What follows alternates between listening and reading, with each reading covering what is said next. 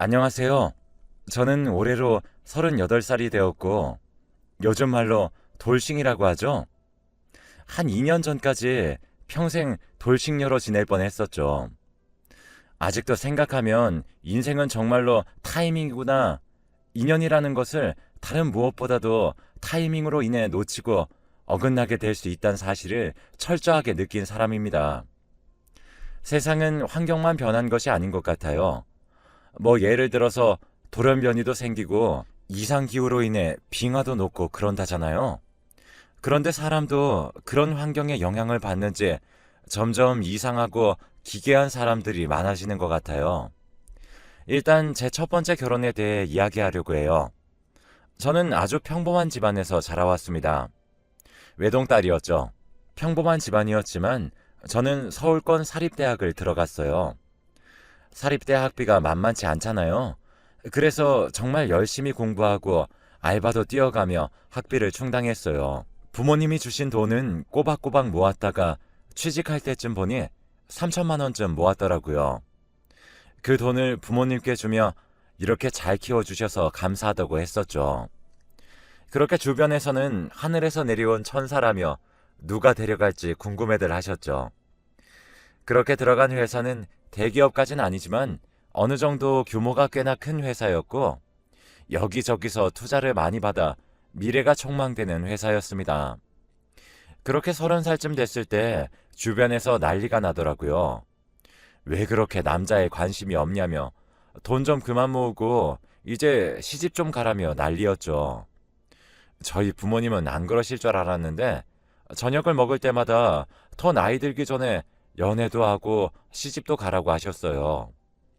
제가 이렇게 연애도 안 하게 된 것은 대학교 2학년 때의 사건 때문이에요. 나름대로 공부도 잘하고 옷도 잘 입고 얼굴도 이쁘장하게 생긴 편이었던 저는 고백을 많이 받는 편이었어요. 그때 당시 알바며 학교 공부며 정말 정신이 없어서 연애할 시간이 없었어요. 그러던 어느 날 동아리에 갔더니 새로운 신입생 남자가 있었어요. 제가 이 남자와 아주 지독하게 얽히게 되는데 그 아이는 바로 제 스토커였습니다. 처음부터 그런 아이는 아니었어요. 제게 유독 친하게 굴었고 저도 친구로서 잘 지냈어요. 그런데 그 아이는 좋아하는 여자가 있는데 너무 고민이 많다며 매일같이 저를 불러내 고민 상담을 했어요. 그러던 어느 날 여느 때와 다름없이 고민을 들어주고 있었는데 갑자기 뜬금없이 절 좋아한다며 고백을 하는 것이 아니겠어요? 저는 진짜 너무 당황스러워서 거절했어요. 그때부터였어요. 그 아이는 저를 스토킹하기 시작했습니다. 그러면서 제게 시도 때도 없이 고백하기 시작했죠. 당연히 전 받아주지 않았죠. 제가 미치지 않고서야 어떻게 받아주나요?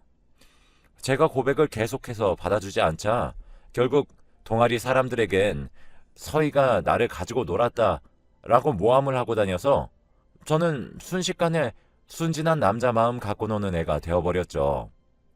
보통 드라마에서 여주인공에게 이런 일이 일어나면 아니 바보같이 왜 저렇게 당해?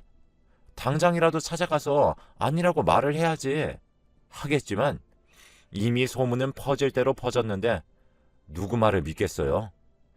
그리고 저도 그렇게 당해보니 사람에 대한 정이 뚝뚝 떨어졌고 절 믿어달라고 구차하게 매달리며 사람들에게 말하고 싶지도 않았어요. 어쨌거나 그 일이 저에게 트라우마가 됐는지 겉으로는 정말 쾌활하고 사교적으로 보이지만 어느 정도 사이가 깊어지려고 하면 제가 먼저 벽을 치고 더 다가오지 못하게 만들었어요. 아무튼 그런 시간들 때문에 연애에 대한 욕구가 생기진 않더라고요. 그러다 저희 회사 아래층에 새로운 스타트업 회사가 들어왔어요. 그러면서 구내식당을 같이 이용하게 되었죠. 그러다 보니 그 회사 사람들과도 안면을 트게 되었죠.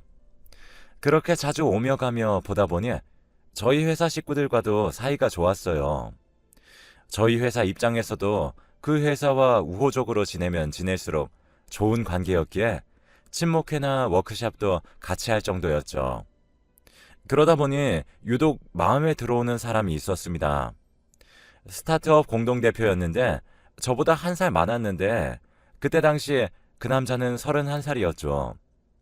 근데 그 대표님도 제가 마음에 들었는지 밥을 같이 먹을 때면 어떻게든 옆에 와서 밥을 먹으려고 하고 회식 자리에서도 제 옆자리에 앉았어요. 시간이 지날수록 더 가까워졌고 저도 모르게 제 깊은 속 얘기까지 이야기할 정도로 친해졌어요. 그러던 어느 날 제가 집으로 가려고 역으로 가는 길이었는데 웬 차 한 대가 제 앞에 서더라고요. 그 대표님이셨어요. 저를 데려다 준다고 하셔서 저희 동네를 알려드렸죠. 그런데 자신의 집에 가는 방향에 제가 산다고 카풀을 제안을 하시더라고요. 전 당연히 수락했어요. 그렇게 저희는 더 친밀해졌죠. 그러던 어느 날 대표님이 저에게 서희씨, 우리 진지하게 한번 만나볼까요? 하며 제 두 눈을 마주치는데 순간 제 머릿속에선 내가 이 사람과 결혼하겠구나 하는 직감이 번쩍 드는 겁니다. 인연이 되려면 그런 생각이 먼저 든다더니 제가 바로 그걸 경험한 거였어요. 저도 그런 제 모습에 놀랐고 이런 게 인연이구나 싶어 저희는 만난 지 3개월 만에 초고속으로 결혼식을 올렸습니다. 그렇게 급하게 결혼했던 탓일까요? 미처 알지 못한 점이 하나 있었어요. 남편은 어렸을 때 아버지가 돌아가셔서 어머니 혼자 자신과 여동생을 키웠다고 하더라고요. 들어보니 아버지가 유산으로 많은 재산을 남기고 떠나셔서 어머님이 굳이 일을 하시면서 키우지 않았다고 하더라고요. 어쩐지 시어머니 인상이 고생 한번 안 해보신 그런 얼굴이셨거든요. 그러면서 한편으론 홀로 키워오셨으니 아들에 대한 사랑이 남다르긴 하겠다는 걸 조금 감지했는데 이게 제 발등을 찍게 될 줄 어떻게 알았겠어요. 어머니는 혼자 사는 게 너무 적적하고 외롭다며 저희의 분가를 허락하지 않으셨고 그렇게 저는 졸지에 시어머니와 시누이를 모시고 살게 되었습니다. 시누는 저와 동갑이었는데 따로 일을 하는 것 같진 않았습니다. 처음 이 집에 들어와 밥을 먹을 때가 아직도 기억이 생생합니다. 시누이가 제 눈을 똑바로 쳐다보더니 대학 어디 나왔어? 라고 물어보더군요. 저는 좀 당황했지만 서울 사립대를 나왔다고 했더니 와, 엄마 아빠 등골 휘었겠네? 이런 말을 하는 겁니다. 그러면서 난 또 뭐라고 어디 서울대라도 나온 줄 알았네 하면서 제가 지금 다니고 있는 회사에 대해서도 비꼬더라고요. 너무 성질이 나서 한바탕 하고 싶었는데 남편이 시누이에게 새언니에게 그게 대체 무슨 말버릇이냐며 야단을 쳐버려서 저도 넘어갔었죠. 그런데 그 뒤로도 제가 뭘 하고 있으면 입버릇처럼 와, 서울대 못 가서 그런가? 덜 떨어지네? 라며 이죽거리고 가기도 하고 밥을 먹다가도 제가 반찬을 흘리기라도 하면 그래서 서울대 미끄러진 건가? 라며 지 혼자 신나서는 킥킥대고 웃더라고요. 어느 날은 참다가 분가를 해달라고 했습니다. 남편도 어느 정도 저에게 들었던 말들이 있어 허락도 필요 없다며 분가를 강행했어요. 그랬더니 시누이랑 시어머니가 아주 쌍으로 돌았는지 짐을 싸들고는 저희 신혼집으로 쳐들어오신 겁니다. 저는 하도 시누이랑 시어머니께 당한 게 있어 1년 정도 휴직계를 내고 쉬던 중이었는데 정말로 마른 하늘의 날벼락이었죠. 남편이 매일같이 쫓아내도 아침이면 도로 다시 들어오고 정말 미쳐도 이렇게 미칠 수 있나 싶었어요. 그러면서 쌍으로 저에게 내 아들 돈 뜯어먹으려고 그만뒀지? 라며 말도 안 되는 말로 머리채를 잡아채기도 했죠. 진짜 무슨 현대판 신데렐라처럼 자기들 속옷을 얼굴에 던지면서 돈도 못 버는데 집안일이라도 하라며 빨래며 청소 모든 허드렛 일을 제게 시키더군요. 제가 뼈 빠지게 청소를 해두고 돌아서면 식용유를 온 바닥에 부어버리고는 어머 실수 이러고 가버릴 때도 있었고 오랜만에 새 옷 입고 외출하려고 하면 토마토 주스를 제 옷에 부어버린 날도 있었죠. 남편은 그럴 때마다 비밀번호도 바꾸고 절대 찾아오지 말라며 윽박도 질렀지만 대체 비밀번호를 어떻게 알아내는 건지 일주일 정도 지나면 다시 문을 열고 찾아오고, 정말이지 어디서도 듣도 보도 못한 집착이었죠. 이 짓거리를 6개월 정도 당하니 저도 그 사이 독이 차오를 대로 차오르더라고요. 그러던 어느 날 남편과 누워서 잠을 자고 있는데 진짜 미친 듯이 눈물이 나는 겁니다. 그러면서 가슴이 너무 답답하고 누가 제 심장을 부여잡고 있는 것처럼 숨조차 제대로 쉬어지지 않았습니다. 이렇게 평생 살아야 하나 이런 생각을 하니 딱 미쳐버릴 것 같았죠. 정말 10살 아이처럼 엉엉 울부짖으며 제 가슴을 치기 시작했습니다. 남편이 깜짝 놀라서 일어났고 2시간 정도 저는 그렇게 울부짖다가 혼절해버렸죠. 남편이 달래도 소용이 없었어요. 눈을 떠보니 병실에 와 있었습니다. 남편은 제 손을 잡고 있었고 그 옆에는 시누이와 시어머니도 와 있으셨습니다. 저는 시누이와 시어머니를 보고는 어디서 그런 힘이 났는지 병실에서 손에 잡히는 물건을 전부 다 집어 던졌어요. 꺼져! 내 눈앞에서 꺼져! 다시는 나타나지도 마! 라고 소리를 지르면서 말이에요. 그랬더니 갑자기 제 남편이 일어나 제 뺨을 후려치는 겁니다. 그 순간 눈앞이 하얘지더군요. 귀에서는 삐 하며 이명소리가 짙게 깔렸습니다. 제 눈에는 눈물이 솟구쳤고 남편과 함께했던 추억과 몇 시간이고 떠들며 밤을 지샜던 우리의 행복한 연애 생활이 파노라마처럼 스쳐 지나갔습니다. 제 남편은요, 제가 일하다가 종이에 손만 베어도 어쩔 줄 몰라 하며 약국에서 연고를 있는 대로 사오던 남편이었습니다. 어떤 날은 과로로 제가 쓰러진 적이 있었는데 스타트업이라 바쁜 회사인데도 휴가를 쓰고 이틀 내내 제 옆에서 죽을 써주며 본인이 더 아픈 것처럼 가슴 아파하며 제 곁을 지켜준 사람이었습니다. 그렇게 1분이 흘렀을까요? 새하얀 커튼이 점점 걷어지고 나니 눈앞에는 눈물을 흘리며 화에 가득 차 있는 남편이 있었고 시누이와 시어머니는 그런 절 보며 희죽희죽거리고 웃고 있더군요. 모든 시간이 멈춘 것처럼 정지되어 있다가 다시 돌아온 기분이었어요. 저는 힘겹게 입을 열었습니다. 우리 이혼해. 그렇게 저희는 2년이 되던 해 헤어졌습니다. 이혼 소송을 하자고 난리치는 시누이와 시어머니였지만 남편은 그냥 합의로 끝내자며 마무리했고 3개월 만에 초고속으로 결혼을 준비했듯이 이혼하는데 2달도 채 걸리지 않았어요. 마지막으로 법정에서 나오던 길이었어요. 그땐 시누이도 시어머니도 없었죠. 남편은 제 손을 잡으며 그동안 나 때문에 고생 많았어. 내가 끝까지 지켜주지 못해서 미안해. 라는 말을 남기고 뒤돌아서 가버렸습니다. 남편도 본심이 아니었더군요. 몇 번이고 붙잡고 싶은 마음이 하루에도 수천 번씩 들었습니다. 게다가 저도 복직을 했던 터라 구내 식당에서도 자주 마주쳤는데 제 옆을 스쳐 지나갈 때마다 붙잡고 싶은 마음을 억누를 수 없었던 순간이 얼마나 많은지 몰라요.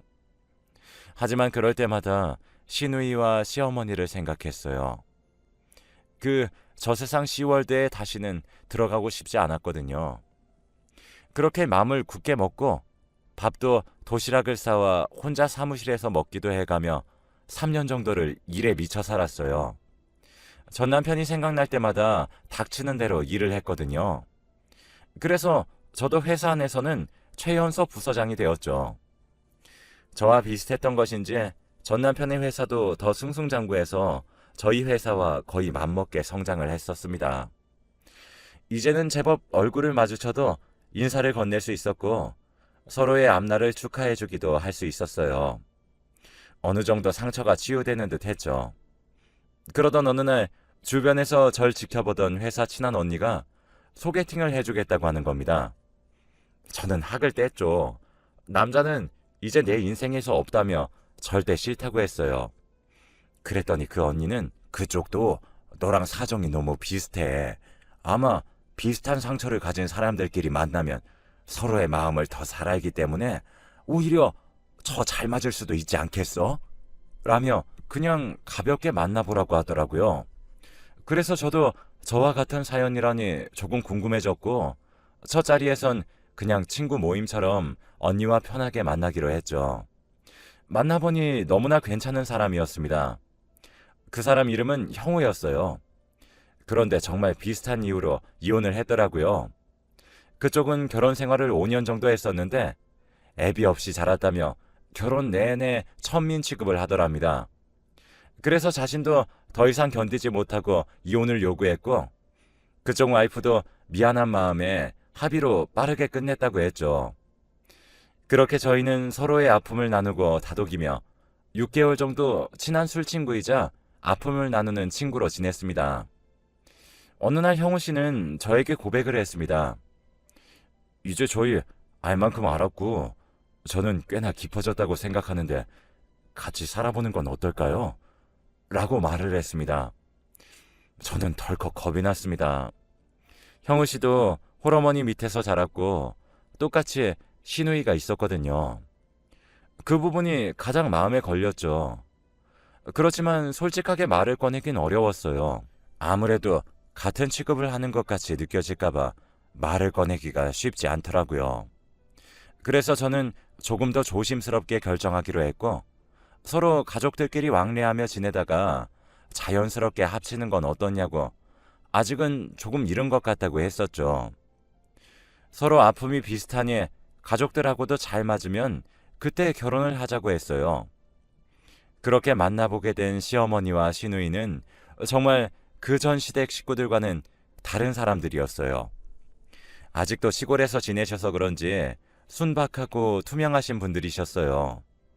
시누이는 늦둥이 딸이어서 저와 10살 정도 차이가 났는데 자기는 언니가 있는 친구들이 제일 부러웠다며 저를 너무 잘 따랐고 카톡으로 친동생처럼 매일 안부도 주고받고 사소한 것도 나누는 그런 사이가 되었습니다. 저희 부모님도 한 번의 아픔을 겪은 뒤 형우 씨를 좀 어려워하고 불편해 하셨는데 워낙에 싹싹하고 순박한 사람이라 부모님도 보면 볼수록 진국이라고 좋아들 하셨죠. 그렇게 저희는 결혼을 약속했습니다. 형우 씨는 전 남편 근처에서 일을 하는 것을 조금 불편해했어요. 그래서 전 형우 씨가 소개시켜준 회사로 이직을 하기로 했어요. 우리는 조금 한가한 곳에 전원주택을 얻었습니다. 그런데 악연이 이렇게 즐겨도 즐길 수가 있을까요? 저는 천천히 신혼집으로 짐을 옮기던 중이었고 형우 씨는 이미 거기서 살고 있었죠. 그래서 주말이면 거기서 자고 평일이 되면 원래 다녔던 회사에 가서 인수인계를 도왔습니다. 그러던 어느 주말 피곤하다며 누워서 쉬겠다는 형우 씨를 뒤로하고 집 근처에 홀로 산책을 갔다 왔죠. 그런데 집에 돌아와 보니 웬 여자들 목소리가 들리는 겁니다. 정말 까무라치게 놀랐죠. 목소리의 주인공들은 바로 제 전 시어머니와 시누이였거든요. 저는 어떻게 된 건지 몰라 어버버 하고 있었는데 갑자기 전 시어머니가 일어서며 어머 새댁이구나. 저희도 이 근처로 이사를 왔거든요. 하며 무서 보이는 게 아니겠어요. 알고 보니 요 근처에 새로 이사 왔다며 떡을 돌리러 왔다는데 신혼집 구경하고 싶다고 집을 들어와서는 아예 눌러앉아 수다를 떨었던 거였어요. 저는 저녁 먹어야 되니 나가주시라고 정중하게 부탁드렸고 형우 씨도 그 두 분의 수다에 녹초가 되어 얼른 보내버리고 싶어하는 눈치였죠. 전 신우가 눈치를 쓱 보더니 자신의 엄마의 손을 이끌고 나가면서 이웃사촌끼리 잘 지내봐요. 다음엔 꼭 저녁도 같이 해요. 라고 이야기하며 나가더라고요. 형우 씨는 평소와 다른 저의 모습에 무슨 일이 있는 거냐고 물었습니다. 저는 너무 고민이 되었습니다. 제 트라우마 같던 이야기들을 꺼내려니 너무 머리가 아프고 힘들어서 그냥 피곤해서 그런 거라며 다시 웃으며 저녁을 먹었죠. 그렇게 한 주가 흘렀고 토요일 주말이 되었습니다. 저는 그 전날 늦게까지 회식을 했던 터라 몸이 너무 무겁더군요. 늦지막히 출발하겠다고 형우 씨에게 메시지를 남기고 핸드폰을 보며 쉬고 있었는데 갑자기 전 시인으로부터 여러 장의 사진이 첨부된 문자가 오더라고요. 저는 믿을 수 없는 사진에 경기를 일으킬 정도였어요. 네 남편도 별거 없네 라는 문구도 함께 보내왔습니다. 손발이 부들부들 떨렸습니다. 전 그대로 침대 위에서 펑펑 울었습니다. 형우 씨는 다를 줄 알았는데 여태까지 저를 속였다고 생각하니 따질 힘도 에너지도 없었습니다. 그렇게 울고 울기를 반복하다가 지쳐 쓰러져 다시 잠에 들어버렸습니다. 잠에 들면서 이제는 정말로 끝이구나. 내 인생은 어디까지 이렇게 꼬일까 하며 잠에 들었었죠. 그렇게 일어나 보니 밤이 되었더군요. 전 또 눈물이 흐르더라고요. 확인해 볼 생각도 하지 않았어요. 확인해 볼 필요도 없는 증거들이 있었으니까요. 휴대폰을 확인해 보니 형우 씨에겐 전화가 와 있었습니다. 80통도 넘게 와 있었죠. 메시지도 와 있었습니다. 마지막 메시지에는 집으로 갈 테니 기다리라는 문자였죠. 그 문자를 확인한 순간 도어락이 열리는 소리가 들렸습니다. 형우 씨는 캄캄한 방 안에서 울고 있는 저를 보고는 무슨 일이냐며 이야기해달라고 했죠. 저는 형우 씨에게 더러운 손 치워 라며 악을 질렀고 놀란 형우 씨도 뒷걸음질을 쳤습니다. 저는 그 모습을 보고 말도 하기 싫었고 전 신우가 보내온 사진들을 보여줬습니다. 형우 씨는 놀란 토끼 눈을 뜨며 자신은 절대 모르는 일이라고 끝까지 잡아대는 거예요. 자신은 결백하다며 믿어달라고 했죠. 이렇게 명백한 증거가 있는데도 끝까지 잡아댔습니다. 그러면서 형우 씨는 혼란스러워했죠. 그러더니 갑자기 형우 씨가 저에게 놀라운 이야기를 전했습니다. 자신이 오늘 아침 조깅을 뛰고 집으로 돌아왔는데 그날따라 너무 피곤했는지 너무 졸려서 한숨 자고 일어났다고 합니다. 아무래도 자신이 잠든 사이에 집에 들어와 그 사진들을 찍은 것 같다고 하는 겁니다. 그러면서 형우 씨가 사진을 자세히 보더니 얼른 집으로 가자며 제 손을 잡고 신혼집으로 향했죠. 그랬더니 현관문이 열려 있는 게 아니겠어요? 도둑이 들었나 하고 들어가 봤더니 전 신우랑 시어머니가 저희 집을 뒤지고 있더군요. 그리고 손을 보니 소형 카메라가 들려 있었습니다. 형우 씨는 그 손에 들려있는 소형 카메라를 힘으로 제 앞에 빼앗았습니다. 그리고 바로 경찰에 신고했죠. 전 신우이랑 시어머니는 이게 뭐 하는 짓이냐며 이것도 폭력이라고 악을 질러댔습니다. 그리고는 바로 경찰에 잡혀 들어갔죠. 경찰에 가서도 몰래카메라에 녹화가 되어 있다며 저 남자가 자기를 팼다고 난리를 치더라고요. 경찰은 어쩔 수 없다며 조사를 하겠다고 하더니 경찰도 이런 엽기적인 사건은 처음이라며 혀를 내두르더라고요. 몰래카메라에는 그동안 저와 남편이 집을 비운 시간에 수시로 들어와 자기 집처럼 먹고 놀던 모습이 찍혀 있었습니다. 자기들이 수거해 갈 생각이었으니 겁도 없이 행동한 모양이더군요. 경찰이 조사해보니 비밀번호도 멀리서 만원경을 보며 알아낸 것이라고 자백했다고 하더라고요. 또 이웃집으로 이사온 것도 거짓말이라고 했습니다. 제가 잘 사는 꼴이 배가 아파 파탄을 내볼 요량으로 계획적으로 접근했던 거였고요. 저는 마지막으로 조사받고 나오는 그들에게 왜 이렇게까지 한 거냐고 물었어요. 그랬더니 전 시어머니는 제 얼굴에 침을 뱉으며 우리 아들은 너 때문에 장가갈 생각도 안 하고 불쌍하게 살아가고 있는데 내 아들 돈 빼서 등쳐먹은 것은 잘 살고 있다니 내가 배 아파 어떻게 살 수 있겠니? 라는 게 아니겠어요. 저도 여태까지 당했던 것이 어지간히도 쌓였었는지 그들의 얼굴에 똑같이 침을 뱉고는 어머니가 그렇게 만드신 거잖아요. 당신들 인생 당신들이 꼬아놓고 왜 지금까지 제 탓을 하세요? 언제까지 그 모양 그 꼴로 사실 건데요? 그러니 아직까지도 기생충처럼 사시는 거잖아요. 라며 속 시원히 내뱉고 뒤돌아서 나왔고 법원에서는 주거침입죄, 사생활침해, 허위사실 유포죄 등등 여러 명목으로 벌금형 5천만 원을 때렸더라고요. 맘 같아서는 콩밥을 먹이고 싶었는데 그렇게까지 못했습니다. 전 남편이 모든 사실을 듣고 찾아와 고개 숙이며 부탁했거든요. 정말 미안하다고 말이죠. 그 사람도 좋은 사람이었으니 두 번 다시 엮이지 않게 해달라고 하며 끝냈어요. 조금 아쉽긴 하지만 그래도 여기서 끝난 게 어디냐 싶어요. 그때 형우 씨가 절 찾아오지 않았더라면, 그렇게 형우 씨와 신혼집을 다시 가지 않았더라면 저희는 서로의 오해를 풀지 못했고 저 사람들이 계획했던 대로 전부 다 이루어졌을지도 모른다는 생각을 하니 정말 눈앞이 깜깜해지더군요. 오히려 이 일로 저 사람들과의 악연을 끝낼 수 있어 기쁩니다.